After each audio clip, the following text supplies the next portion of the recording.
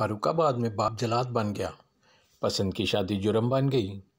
बाप ने बेटे और भाइयों के साथ मिलकर बेटी नवासे और दामाद को ट्रैक्टर के नीचे रौंद डाला। कमसन नवासा मौका पर जान बहक, बेटी और दामाद शदीद जख्मी। फारुखाबाद थाना सदर के इलाका गांव सोहल कला में पसंद की शादी करने पर बाप, चचा और भाई ने मिलकर मियाँ बीवी और 14 माह के कमसन बच्चे को ट्रैक्टर के तले रौंद डाला। कमसन हाशिम मौका पर जान बहक हो गया। मियाँ बीवी को शदीद जख्मी हालत में DHQ हॉस्पिटल शेखपुरा ले जाया गया, जहां हालत तशवीशनाक होने पर जिना अस्पताल लाहौर मुंतकिल कर दिया गया। मारिया ने 3 साल कबल इकराम से पसंद की शादी कर ली थी, जिसका मारिया के घर वालों को रंज था। मकामी पुलिस ने 4 मुलजमान के खिलाफ मुकदमा दर्ज करके तफ्तीश शुरू कर दी, ताहम अभी तक कोई गिरफ्तारी अमल में नहीं लाई गई। Babar Basra, CTN news, Farrukhabad.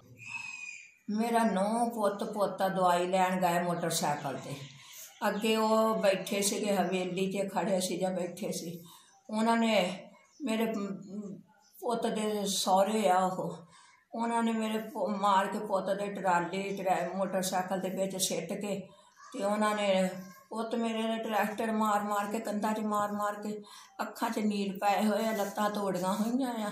नौ मेरी का कन्न भी ला सिटिया, पोता मेरा मार सिटिया थां ते ओहदा दिमाग का भेजा किते पिया तो पोता मेरा किते पिया। मैनू हुण इंसाफ चाहिए, जिद्दां भी हो सकता हुण मैनू इंसाफ चाहिए। तेरा शादी की अपनी रजामंदी नाल शादी करके तो उस तो बाद इन्हें तोड़ती है, तोड़ के तो बाद तैश च आ गया तो आ वाक्या किया। राम ने अब्दुल नासर की बेटी ने शादी रजामंदी ने की थी, मुड़ के खराबी पै गई मिल के मार साल 1.5 साल बाद बच्चा होया, बच्चे मारता तो नहीं मारता।